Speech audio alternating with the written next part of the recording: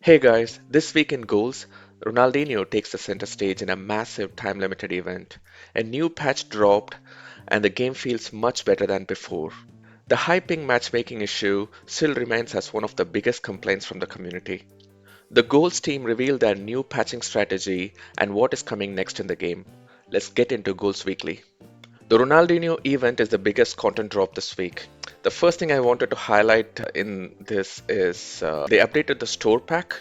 Earlier, it was just one option to buy this Ronaldinho pack with the microtransaction. Now you have the other option to buy with the in-game currency.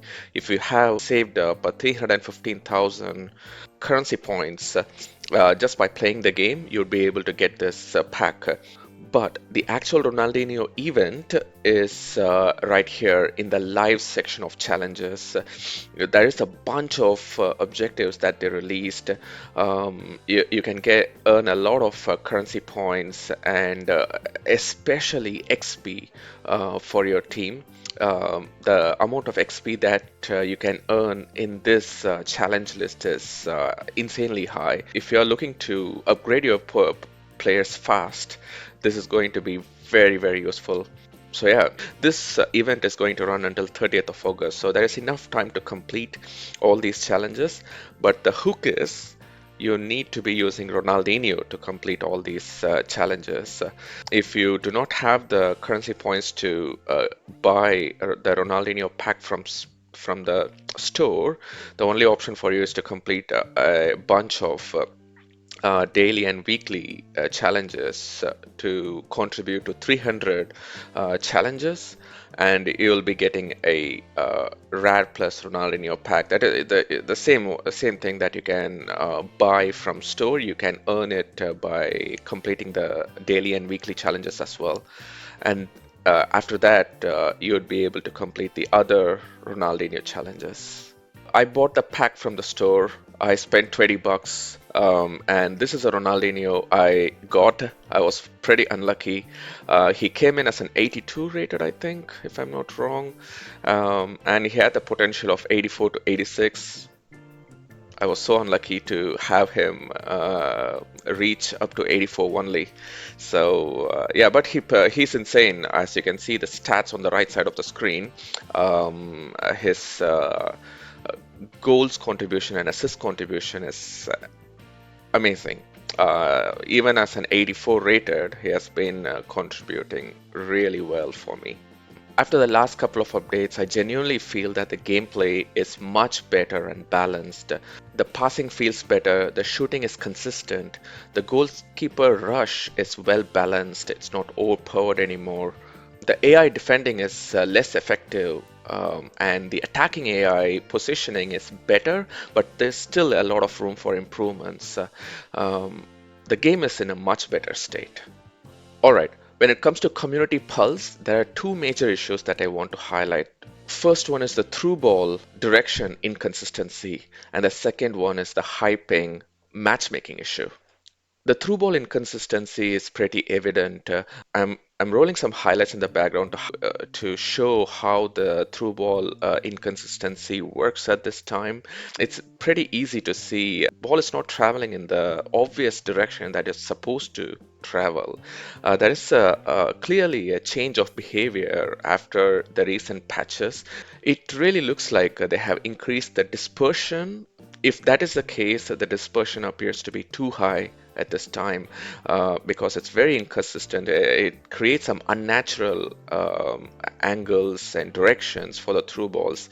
It needs to be balanced better.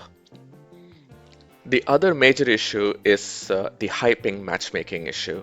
For players with like unpopular servers like Oceania region or Singapore, Asia, anywhere outside of US and Europe, I feel like the players are having a lot of hyping issues connecting to matches that are 150 plus MS. 7 out of 10 games for me are like 170 plus ping.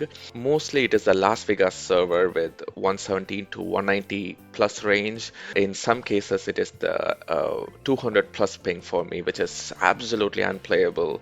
And I rarely get connected to Melbourne server, which is 40 to 60 ms ping for me, which is very, very responsive. I can feel the difference in responsiveness when I play in Melbourne server. So it's yeah, I keep requesting the goals team for a user setting to control the ping for matchmaking. That would be really helpful. If I feel like I have the time to wait for good gameplay experience with 150 ms or less matchmaking, I will turn on the setting. If I do not have the time, if I want the matchmaking to be faster, I can turn the setting to off so that the matchmaking will be much broader. I can play with anyone. But sadly, there hasn't been any positive response around this matter for my request or anyone else's request at this time. The only response I got, which is giving me an idea of the goals team's thinking, is they want the matchmaking to be really quick and they need a high volume of players to regulate the matchmaking to 150 ms or less or something like that. So they are waiting for the player base to increase significantly so that they can regulate it. That's my understanding, at least. So when it comes to developer watch, Andreas has provided an update about their patching strategy from here on. He said there's going to be one major update every month and one smaller update around 2 weeks later with fixes and balance changes. Does he mean fortnightly? 2 weeks later? Oh no, not fortnightly. Every month and then 2 weeks later. And then again the monthly update. Oh, there you go. Hot fixes whenever needed for critical bugs or game breaking issues. Makes sense.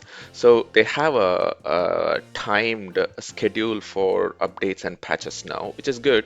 They can plan and schedule their effort on each of the cycle better. And there is one more update from Andreas about the upcoming patch that will have new formations coming up. It looks like 4-3-3 build up with center forward option.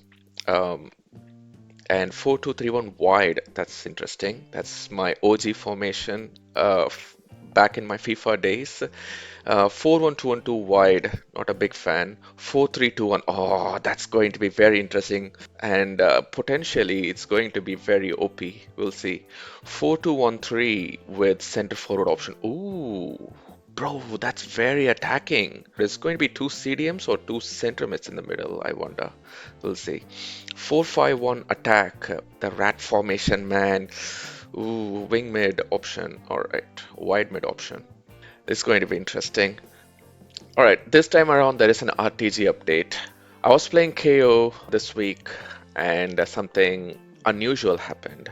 I was in the Elite division, the final game of Elite. If I win, I will be going to KO. So it was a must-win game for me. Right from the get-go, everything felt off because of the connection. I was not able to control my players properly. It really felt like I was driving a truck and my opponent was driving a Ferrari or something. Few minutes into the game, I conceded and I still did not give up. I wanted to put up a fight because it was the last game of Elite. So I wanted to put up a fight, and before I know it, there was this high ping situation and a large snapshot warning, and followed by a reconnecting message, and then the game crashed. This never happened to me before. Apparently, I got onto Discord and I noticed a lot of players complaining about a disconnection in the last knockout competition. Noticed that a lot of people reported same kind of issues, a crash specifically in knockouts. So I did not bother to report the issue, but I hope this gets looked at by the goals team, and hopefully this doesn't continue in the upcoming knockouts. So, question of the week. What would be your solution for the high ping matchmaking? Would you like a matchmaking filter for ping, or what is your idea or opinion? Let me know in the comments. I'll see you in the next one. Cheers. Bye.